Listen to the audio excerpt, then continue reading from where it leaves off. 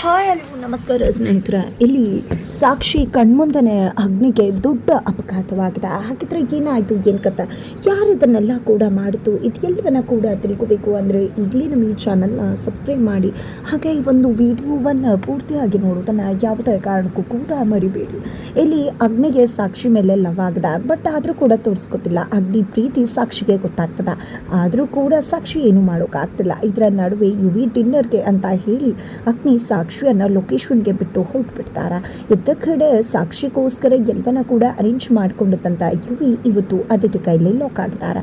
ಪಚ್ಚು ಮಾಡಿದ ಎಡವಟ್ಟಿನಿಂದಾಗಿ ಇಲ್ಲಿ ಯುವಿ ಇವತ್ತು ಅದಿತಿಯನ್ನು ಎದುರಿಸಬೇಕಾಗಿದೆ.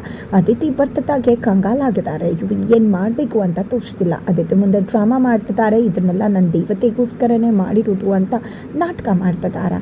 ಇದರ ನಡುವೆ ಆಗಿರ್ತಕ್ಕಂಥ ಎಲ್ಲ ಒಂದು ಡೆಕೋರೇಷನ್ನ ನೋಡಿ ನಿಜಕ್ಕೂ ಫಿದಾ ಆಗಿದ್ದಾಳೆ ಅದಿತಿ. ಇಂಥ ಒಂದು ಸರ್ಪ್ರೈಸ್ ನನ್ನ ಲೈಫಲ್ಲಿ ಎಕ್ಸ್ಪೀರಿಯನ್ಸ್ ಮಾಡ್ತೀನಿ ಅಂತಲೇ ಅಂದ್ಕೊಂಡಿರಲಿಲ್ಲ ಅಂತ ಹೇಳಿ ಯುವಿನ ಅಪ್ಪಿ ತುಂಬಾ ಥ್ಯಾಂಕ್ಸ್ ಅಂತ ಹೇಳ್ತಿದ್ದಾಳೆ.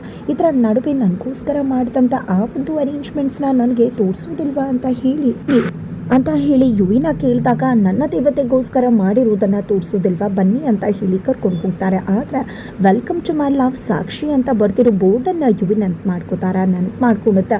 ಇದನ್ನೇನಾದರೂ ನೋಡಿದ್ರೆ ನನ್ನ ನಾಟಕ ಎಲ್ಲ ಕೂಡ ಗೊತ್ತಾಗ್ಬಿಡುತ್ತೆ, ನನ್ನ ತಿಥಿ ಆಗುತ್ತೆ ಅಷ್ಟೆ. ಆ ಕಡೆ ಯುವಿ ಆಗೂ ಇರಲ್ಲ, ಈ ಕಡೆ ರಾಜು ಆಗೂ ಇರಲ್ಲ, ನನ್ನ ಸಮಾಧಿ ಕಟ್ಬಿಡ್ತಾರೆ ಅಷ್ಟೆ. ಇಲ್ಲ, ಮೊದಲು ಅದನ್ನು ಸರಿಪಡಿಸ್ಬೇಕು ಅಂತ ಹೇಳಿ ಯುವಿ ಯೋಚನೆ ಮಾಡುತ್ತಾ, ಅತಿಥಿ ಒಂದು ಸರ್ಪ್ರೈಸ್ ಇದೆ, ದಯವಿಟ್ಟು ಸ್ವಲ್ಪ ಹೊತ್ತು ಇಲ್ಲೇ ನಿಂತ್ಕೋತೀಯಾ ಅಂದಾಗ, ಏನಿದು ಯುವಿ ನನಗೋಸ್ಕರ ಮಾಡಿರೋದನ್ನು ನನಗೆ ನೋಡೋಕೆ ಬಿಡುವುದಿಲ್ವಾ ಅಂದಾಗ, ಅದು ಹಾಗಲ್ಲ, ಸ್ವಲ್ಪ ಎಲ್ಲ ಕರೆಕ್ಟ್ ಆಗಿದೆಯಾ ಅಂತ ನೋಡಬೇಕಾಗ್ದ. ಅದೇ ಕಾರಣಕ್ಕೋಸ್ಕರ ನಿನಗೋಸ್ಕರ ಇಷ್ಟೆಲ್ಲ ಮಾಡಿಬಿಟ್ಟು ಆಮೇಲೆ ಅದೇ ಸರಿ ಇಲ್ಲ ಅಂದರೆ ಅದಕ್ಕೋಸ್ಕರನೇ ಸ್ವಲ್ಪ ಎಲ್ಲ ಕರೆಕ್ಟಾಗಿದೆಯಾ ಅಂತ ನೋಡ್ಕೊಂಡು ಬರ್ತೀನಿ. ಆದಿತಿ ಸ್ವಲ್ಪ ಹೊತ್ತು ಇಲ್ಲೇ ನಿಂತ್ಕೊಂಡಿರು, ಕಣ್ಮುಚ್ಕೊಂಡು ನಿಂತ್ಕೊಂಡಿರು ಅಂತ ಹೇಳಿ ಸ್ವಲ್ಪ ದೂರ ಹೋಗಿ ನಿಲ್ಲಿಸುತ್ತೆ. ನಂತರ ಒಳಗಡೆ ಹೋಗಿ ಲಾಕ್ ಹಾಕಿದೆ. ಆ ಒಂದು ವೆಲ್ಕಮ್ ಟು ಮೈ ಲವ್ ಸಾಕ್ಷಿ ಅನ್ನೋ ಒಂದು ಬೋರ್ಡನ್ನು ನೋಡ್ತಾರೆ. ಯಪ್ಪ, ಇದನ್ನೇನಾದರೂ ಅದಿತಿ ನೋಡಿದ್ರೆ ಮುಗೀತು ನನ್ನ ಕತೆ. ಏನಿದು ಸಾಕ್ಷಿ ಅನ್ನೋ ಹೆಸರನ್ನು ಉಸಿರು ಮಾಡ್ಕೋಬೇಕು ಅಂದರೆ ಈ ಸಾಕ್ಷಿ ಅನ್ನೋ ಹೆಸರೇ ಉಸಿರು ಗಟ್ಟಿಸ್ತಿದೆಯಲ್ಲಪ್ಪ.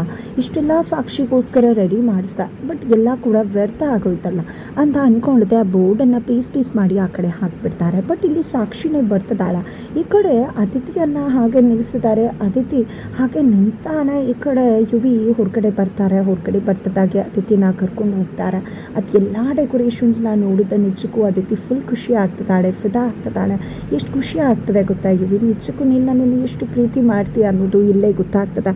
ನಿಜಕ್ಕೂ ಇಂಥ ಒಂದು ಸರ್ಪ್ರೈಸ್ ನನ್ನ ಲೈಫಲ್ಲಿ ನೋಡಿರಲಿಲ್ಲ ನಾನು ಅಂತ ಹೇಳಿ ಹಗ್ ಮಾಡ್ತಾರೆ. ತದನಂತರ ನನಗೊಂದು ಆಸೆ ಇದೆ ಯುವಿ ಅಂದಾಗ, ಏನದು ಅದಿತಿ, ನಿನ್ನ ಆಸೆ ಈಡೇರಿಸೋದೇ ಅಲ್ವಾ ನನ್ನ ಕೆಲಸ, ಏನಂತ ಹೇಳು ಅಂದಾಗ, ನನಗೆ ನಿನ್ನ ಜೊತೆ ಡ್ಯಾನ್ಸ್ ಮಾಡಬೇಕು ಅನ್ನೋ ಆಸೆ ಇದೆ ಅಂತ ಹೇಳ್ತಾರೆ. ಬೈ ನೋಟ್ ಅದಕ್ಕೇನಂತೆ ಅಂತ ಹೇಳಿ ಡ್ಯಾನ್ಸ್ ಮಾಡಿಸ್ತಿದ್ದಾರೆ ಯುವಿ.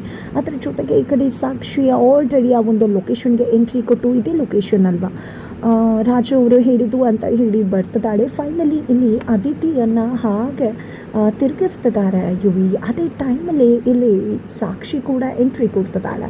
ಸಾಕ್ಷಿ ಇತ್ತ ಕಡೆ ನೋಡಿದ್ರೆ ನಿಜಕ್ಕೂ ಯುವಿ ಮತ್ತು ಅದಿತಿ ಇಬ್ಬರು ಕೂಡ ರೆಡ್ ಹ್ಯಾಂಡಾಗಿ ಲಾಕ್ ಆಗ್ತಾಯಿದ್ರು. ಆದರೆ ಸಾಕ್ಷಿ ಇತ್ತ ಕಡೆ ನೋಡ್ತಿರುವುದಿಲ್ಲ. ಹಾಗಾಗಿ ಯುವಿ ನೋಡ್ತಾರೆ ಸಾಕ್ಷಿಯನ್ನು, ಏನಪ್ಪ ಮಾಡೋದು ಅಂತ ಅಂದ್ಕೊಂಡಿದ್ದೆ. ಹಾಗೆ ಕಣ್ಮುಚ್ಕೊಂಡಿದ್ದಂಥ ಅದಿತಿಯನ್ನು ತಿರುಗಿಸ್ತಾ ಹೋಗಿ ಬೇರೊಂದು ಜಾಗಕ್ಕೆ ತಂದು ನಿಲ್ಲಿಸ್ತಾರೆ. ಇದೇನಿದು, ಇಲ್ಲಿಗೆ ಯಾಕೆ ಕರ್ಕೊಂಡು ಬಂದೆ, ನನಗೋಸ್ಕರ ಅಷ್ಟೆಲ್ಲ ಅಲ್ಲಿ ಡೆಕೋರೇಷನ್ ಮಾಡಿತ್ತು, ಇಲ್ಲಿಗೆ ನಾನು ಯಾಕೆ ಕರ್ಕೊಂಡು ಬಂದೆ ಅಂತ ಹೇಳಿ ಪ್ರಶ್ನೆ ಮಾಡ್ತಾರೆ. ಅದು ಹಾಗಲ್ಲ, ಇನ್ನೊಂದು ಸರ್ಪ್ರೈಸ್ ಇದೆ, ಅದೇ ಕಾರಣಕ್ಕೋಸ್ಕರ ನಾನು ಬರೋ ತನಕ ನೀನು ಎಲ್ಲೂ ಕೂಡ ಹೋಗಬಾರ್ದು, ಇಲ್ಲೇ ನಿಂತ್ಕೊಂಡಿರ್ಬೇಕು ಆಯಿತಾ ಅಂತ ಹೇಳಿ ಯುವಿ ಹೇಳಿ ಅಲ್ಲಿಂದ ಸಾಕ್ಷಿ ಅವ್ರಿಗೊಂದು ಕಾಲ್ ಮಾಡೋಣ ಅಂತ ಅಂದ್ಕೊಂಡಿದ್ದೆ. ಅಲ್ಲಿಂದ ಹೊರಟು ಬರ್ತಾರೆ. ತದನಂತರ ಇತ್ತ ಕಡೆ ಅಗ್ನಿ, ಏನಪ್ಪ ಇದು, ಈ ಹುಡುಗಿ ಒಂದು ಥ್ಯಾಂಕ್ಸ್ ಕೂಡ ಹೇಳಲಿಲ್ವಲ್ಲ, ಹುಡುಗರು ಹುಡುಗಿರಿಗೆ ಹೆಲ್ಪ್ ಮಾಡಿದ್ರೆ ಇದೇ ಅನಿಸುತ್ತೆ ಹುಡುಗಿರು ಮಾಡೋದು, ಒಂದು ಕೂಡ ಥ್ಯಾಂಕ್ಸ್ ಹೇಳಲಿಲ್ಲ, ಈ ಹುಡುಗಿ ಕೂಡ ಹೇಳಲಿಲ್ವಲ್ಲ, ಅಯ್ಯೋ ಸರಿ ಆಯಿತು ಬಿಡು ಅಂತ ಅಂದ್ಕೊಂಡು ಹೋಗ್ತಾರೆ. ಈ ಕಡೆ ಯುವಿ ಕಾಲ್ ಬರ್ತದ, ಈ ಕಡೆ ರಾಜು ಅನ್ನೋ ಕಾಲ್ ಬರ್ತಿದ್ದಾಗೆ ಎಲ್ಲೋ ಸೌಂಡ್ ಕೇಳಿಸ್ತಿದೆಯಲ್ಲ ಅಂತ ಅಗ್ನಿ ಅನ್ಕೋತಿದ್ದಾರೆ. ಬಿಕಾಸ್ ಇಲ್ಲಿ ಸಾಕ್ಷಿ ತನ್ನ ಮೊಬೈಲ್ ಫೋನನ್ನು ಅಗ್ನಿ ಕಾರಲ್ಲೇ ಬಿಟ್ಟು ಹೋಗಿದ್ದಾರೆ. ಹಾಗಾಗಿ ಈಗ ಅಗ್ನಿನೇ ಕಾಲ್ ರಿಸೀವ್ ಮಾಡ್ತಾರೆ. ಹಲೋ ಅಂತಿದ್ದಾಗ ಈ ಧ್ವನಿಯನ್ನು ಎಲ್ಲೂ ಕೇಳಿಸ್ಕೊಂಡಿದ್ದೀನಲ್ಲ ನಾನು ಅಂತ ಅನ್ಕೋತಿದ್ದಾರೆ. ಇಲ್ಲಿ ಅಗ್ನಿ ಸಾಕ್ಷಿ ಅವ್ರ ಫೋನನ್ನು ಇಲ್ಲೇ ಬಿಟ್ಟು ಹೋಗಿದ್ದಾರೆ ರಾಜು ಅವರೇ ಅಂತ ಹೇಳ್ತಾರೆ. ಬಟ್ ಅಷ್ಟರಲ್ಲಿ ಅದಿತಿ ಅಲ್ಲಿಗೆ ಬಂದಿದ್ದೆ. ಏನಿದು ಯುವಿ ಯಾರ ಜೊತೆ ಮಾತಾಡ್ತಿದ್ಯಾ, ನನ್ನನ್ನು ಅಲ್ಲೇ ನಿಂತ್ಕೊ ಅಂತ ಹೇಳಿ ಇಲ್ಲಿವರೆಗೂ ಬಂದ್ಬಿಟ್ಯಾ ಅಂತ ಹೇಳ್ತಿದ್ದಾಗನೇ ಈ ಕಡೆ ಕಾಲ್ನ ಕಟ್ ಮಾಡಿಬಿಡ್ತಾರೆ ಯುವಿ. ನಂತರ ಇಲ್ಲಿ ಅದಿತಿ ನಾನು ಯಾರನ್ನೋ ಕರ್ಕೊಂಡು ಬರ್ತೀಯ ಅಂತ ಅಂದ್ಕೊಂಡೆ, ನೀನು ನೋಡಿದ್ರೆ ಇಲ್ಲಿ ಯಾರ್ದೋ ಜೊತೆ ಫೋನ್ ಮಾಡ್ತಾ ನಿಂತಿದ್ಯಲ್ಲ ಅಂತಕ, ಅದು ಹಾಗಲ್ಲ ಅದಿತಿ, ನೀನು ನಡಿ ಅಂತ ಹೇಳಿ ಕರ್ಕೊಂಡು ಹೋಗ್ತಿದ್ದಾರೆ. ಅತ್ತ ಕಡೆ ಅಗ್ನಿ ಏನಪ್ಪ ಇದು, ಈ ರಾಜು ಅನ್ನೋ ವ್ಯಕ್ತಿ ಕಾಲ್ ಮಾಡ್ತಾರೆ ಏನೋ ಅಂತ ಮಾತಾಡಲ್ಲ, ಡಿನ್ನರ್ ಕರೀತಾರೆ, ಡಿನ್ನರ್ ಕರೆದ ಮೇಲೆ ಹುಡುಗಿನ ಪಿಕ್ ಮಾಡಬೇಕಲ್ವ, ಸರಿ ಆಯಿತು ಕಾಲ್ ಆದರೂ ಮಾಡಿದ್ದಾರೆ, ಅಟ್ಲೀಸ್ಟ್ ಏನು ಅಂತ ವಿಷಯನಾದರೂ ಹೇಳಬೇಕಲ್ವ, ಅದನ್ನು ಬಿಟ್ಬಿಟ್ಟು ಈ ರೀತಿ ಕಾಲ್ ಕಟ್ ಮಾಡಿದ್ರೆ ಹೇಗೆ ಅಂತ ಅವ್ನ ಕೈಗೆ ಈ ಸಾಕ್ಷಿ ಸಿಕ್ಕಾಕೊಂಡಿದ್ದಾಳು. ಆದರೂ ಕೂಡ ಪಾಪ ಫೋನನ್ನು ಕೊಟ್ಬಿಟ್ಟು ಬಂದ್ಬೇಡೋಣ ಅಂತ ಅಂದ್ಕೊಂಡಿದ್ದೆ. ಅಗ್ನಿ ಕೂಡ ಕಾರನ್ನು ಟರ್ನ್ ಮಾಡಿಕೊಂಡು ಫೋನ್ ಕೊಡಬೇಕು ಅಂತ ಅದೇ ಲೊಕೇಶನ್ಗೆ ಬರ್ತಿದ್ದಾರೆ. ಈ ಕಡೆ ಸಾಕ್ಷಿ ರಾಜು ಅವರು ಎಲ್ಲೂ ಕೂಡ ಕಾಣಿಸ್ತಿಲ್ವಲ್ಲ ಅಂತ ಅಂದ್ಕೊಂಡಿದ್ದೆ. ರಾಜುಗೆ ಕಾಲ್ ಮಾಡೋಣ ಅಂದ್ಕೊಂಡು ಫೋನನ್ನು ನೋಡ್ತಾರೆ, ಬಟ್ ಫೋನ್ ಇರೋದಿಲ್ಲ.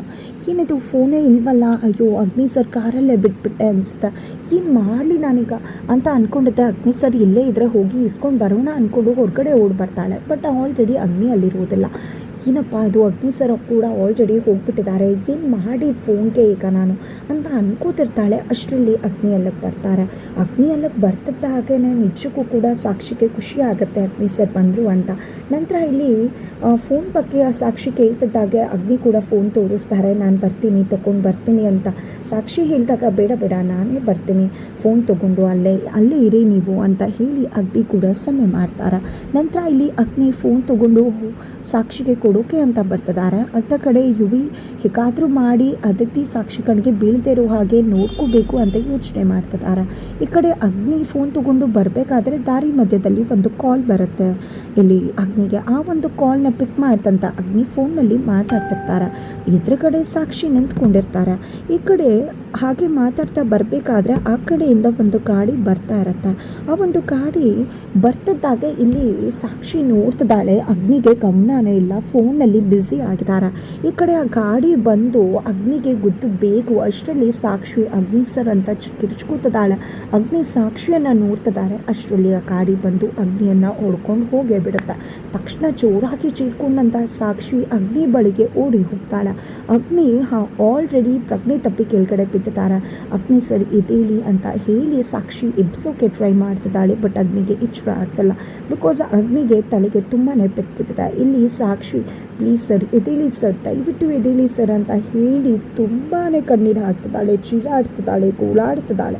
ಬಟ್ ಏನೇ ಮಾಡಿದ್ರೂ ಕೂಡ ಇಲ್ಲಿ ಅಗ್ನಿ ಎಚ್ಚರ ಆಗ್ತಾನೆ ಇಲ್ಲ. ಇದನ್ನು ನೋಡ್ತಂತ ಸಾಕ್ಷಿ ತುಂಬ ಅಂದರೆ ತುಂಬಾ ತಪ್ಪಿಪಾಗ್ತಿದ್ದಾಳೆ. ಮೊದಲು ಹಾಸ್ಪಿಟಲೈಸ್ ಮಾಡಬೇಕು ಅಂತ ಹೇಳಿ ಇಲ್ಲಿ ಅಗ್ನಿಯನ್ನು ಹಾಸ್ಪಿಟಲ್ಗೆ ಸೇರಿಸೋದಕ್ಕೆ ಮುಂದಾಗ್ತಿದ್ದಾಳೆ. ಹಾಗಾದರೆ ಇಲ್ಲಿ ಅಗ್ನಿಗೆ ಆಕ್ಸಿಡೆಂಟ್ ಮಾಡಿಸಿದ್ಯಾರು? ಏನಾದರೂ ಇಲ್ಲಿ ಅಗ್ನಿಗೆ ಮನೀಶ್ ಏನಾದರೂ ಆಕ್ಸಿಡೆಂಟ್ ಮಾಡಿಸಿರೋ ಚಾನ್ಸಸ್ ಇದೆಯಾ? ಸಾಕ್ಷಿ ಮತ್ತು ಅಗ್ನಿ ಒಂದಾಗಬಾರ್ದು ಅಂತ, ಅಥವಾ ಏನಾದರೂ ಯುವಿಗೆ ಅಗ್ನಿ ಆಫೀಸಲ್ಲಿ ಸಾಕ್ಷಿ ಕೆಲಸ ಮಾಡ್ತಿದ್ದಾಳೆ ಅಂತ ಗೊತ್ತಾಗುತ್ತೆ, ಇಲ್ಲಿ ಅಗ್ನಿಗೆ ಆಕ್ಸಿಡೆಂಟ್ ಮಾಡಿಸಿದ್ರೆ ಸಾಕ್ಷಿ ಡೈವರ್ಟ್ ಆಗ್ತಾಳೆ, ನಾನು ಸೇಫ್ ಆಗ್ಬೋದು ಅಂತ ಯೋಚನೆ ಮಾಡಿದ್ದೆ. ಏನಾದರೂ ಮಾಡಿರೋ ಚಾನ್ಸಸ್ ಇದೆಯಾ? ಖಂಡಿತ 2 ಚಾನ್ಸಸ್ಸು ಕಡಿಮೆನೇ. ನಿಜವಾಗ್ಲೂ ಅಗ್ನಿಗೆ ಆಕಸ್ಮಿಕವಾಗಿ ನಿಜಕ್ಕೂ ಅಪಘಾತವಾಗಿತ್ತು. ಈ ಒಂದು ಅಪಘಾತ ಅವರಿಬ್ಬರನ್ನ ಕೂಡ ಬಂದ್ ಮಾಡೋದಷ್ಟೇ ಅಲ್ಲದೆ ಆ ಕಡೆ ಸಿಕ್ಬೀಳ್ಬೇಕಾಗಿರೋ ಯುವಿಯನ್ನು ಕೂಡ ಬಚಾವ್ ಮಾಡಿದ. ಹಾಗಿದ್ರೆ ಮುಂದೇನಾಗುತ್ತೆ ಅನ್ನೋದನ್ನು ತಿಳ್ಕೋಬೇಕು ಅಂದರೆ ಮುಂದಿನ ವಿಡಿಯೋಗೆ ವೆಯ್ಟ್ ಮಾಡೋದನ್ನು ಯಾವುದೇ ಕಾರಣಕ್ಕೂ ಕೂಡ ಮರಿಬೇಡಿ.